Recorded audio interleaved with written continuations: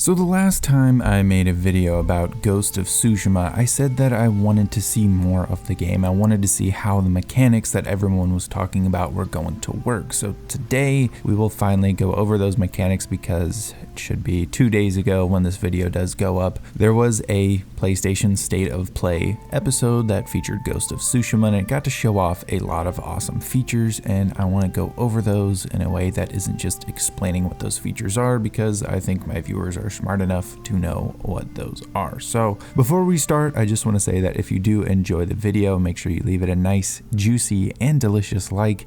And if you really enjoyed today's content, then make sure you subscribe to get more videos just like this one. So the first one I want to talk about, and it's the first one I talked about in the last episode, is the no waypoint system, and we actually got to see how this is going to work and how the world is going to help you navigate. Because, like I explained last time, without waypoints, sure, some people will be able to read road signs and learn the map and be able to figure out where things are, but a lot of your more casual players who aren't really super experienced or dedicated to this specific game, they may not know what to do and they may put down the game early and they might miss out on a lot of awesome content. We got to learn how this is going to work. You're going to have various things in the world that can guide you. So there is actually a map, and we got to see a little bit of it, and you can kind of see how big it is. It looks decently sized. It's not too big, not too small, it's, just right. And you can use things like the wind and animals and things to guide you to places. In fact, when you set a waypoint, you can ask for a gust of wind via a prompt on the screen to show you kind of the direction you need to go in to get to the place you're trying to get to. And I think that's a really cool feature without having to clutter up the screen with a bunch of HUD elements. And I think it's a nice way to navigate. It lets you explore freely without having that nagging waypoint on the screen. But if you need a little gust of wind to point you in the right direction, you can do so. The other thing that's nice is if you pay attention to the open world, you can see various things like a fox guiding you to some treasure, or like a bird guiding you to someone in need of help. Or if you pay attention to the smokestacks going across the world, you can go to one of those and see maybe it's someone in need or something like that. I think that's a really cool way to help guide the player without necessarily forcing them in any certain direction. It's up to you what you want to do and what you want to pay attention to. It's up to your curiosity to take you where you want to go to explore this world. And I think that's a really awesome way that they've built this game. And I think it not only lets you be curious about the world, but it also doesn't leave you lost without knowing what to do. So I think that's a really awesome feature. Next thing I want to talk about is the combat, because, I talked about in the last video how there should be some kind of way that choices are made, because choice seemed to be like something that would be a part of this game. And it seems like that is the case.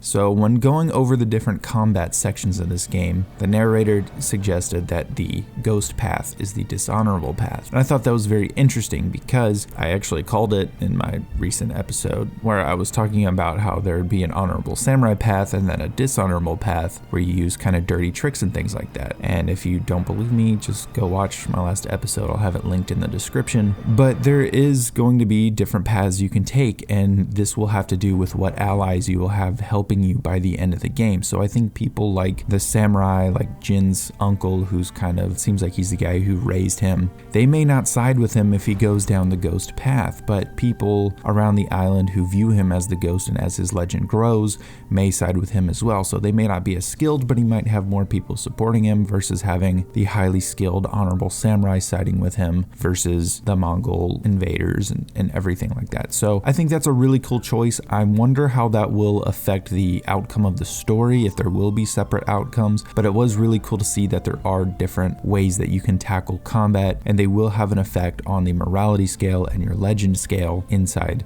the game. Now, going in a little bit more in depth into combat, this combat looks very deep. Number one is just looking at the different combat stances. So there's a little part where they're going through the samurai combat section, and it shows that there's different stances that you can select for different kinds of enemies. And I think that's really cool because that adds a different kind of depth. You can fight different kinds of enemies based off of not just this weapon counters this enemy, or you have to hit this one specific attack or combo to attack this enemy. No, there's different stances stances. So based off of what that enemy has, you don't have to have 7 different types of weapons on a weapon wheel to be able to counter them. You can still use your samurai sword, which I think is really nice, and you can be able to counter them and attack them based off of the different stances that you have. That's a really cool feature, and I think that adds a ton of depth to the combat. Now, the next thing that adds depth to the combat and just the overall gameplay and how you're going to experience this game is going to be how your different armor sets and outfits are going to affect what kind of combat you're going to be better at engaging in. So if you wear something more armored, then you'll probably be better at going in like a samurai, armored up, ready to fight everyone in the camp. And if you go in with something lighter, like a bandana and some light, maybe cloth armor or something, then you're going to go in more stealthily. And normally I'm not big on stats being tied to certain cosmetics, but I think it will work here because there's kind of a visual representation of what those are. It's not something necessarily like in Assassin's Creed Unity where you could have this flashy yellow outfit that looks the same as the heavily armored outfit, but this one's more stealthy for some reason. I don't understand that. It was cool customization in Unity, but it just didn't make sense in the long run. This seems like it's more grounded, and the things that are tied to the stats make sense, and it makes it more immersive. And I think that's what this game is going for more than anything, is some sort of immersion. That's why it wants to remove waypoints and things like that. So even though you have somewhat mystical things like animals leading you to treasure and shrines and stuff, there's a bit of immersion in that things work the way that they're supposed to work, how they would in the real world. If you're wearing samurai armor, you're probably going to be a little bit more durable than if you're wearing cloth armor, but you're probably not going to be as quiet, and you're probably not going to be as quick. So I think that's a really cool way that they've done up how you can choose your path and how you can make Jin look and appear versus how you want to play. And that also goes into the charms. So you can unlock charms based on how you want to play, and they can guide you from going into being a samurai versus going into being a ghost. And as you unlock more charm slots, you can equip more and more charms, and they'll help you with those various attributes. You know, if you want to be someone well-rounded, you can do that. If you want to be a complete ghost, you can do that. If you want to be a samurai, you can do that as well. It just depends on how you want to play, and it's really giving you that freedom of choice. And I really like what Sucker Punch is doing so far, just off of what we're seeing. I just think it's awesome. I can't wait to actually play this game. It looks like a stunningly beautiful game. They did show off some other features like a photo mode that actually looks really cool. If you don't follow me on Twitter, I usually post a lot of screenshots of games that I'm playing, like Red Dead Redemption or Jedi Fallen Order. Post a lot of those. I do love photo modes. I love just playing around with them and seeing what pictures I can get. I'm not particularly amazing or anything, but you should follow me on Twitter. The other thing they added is there's a Japanese soundtrack, so you can play the game fully immersed in Japanese. お侍様の戦い方じゃない。何を申す。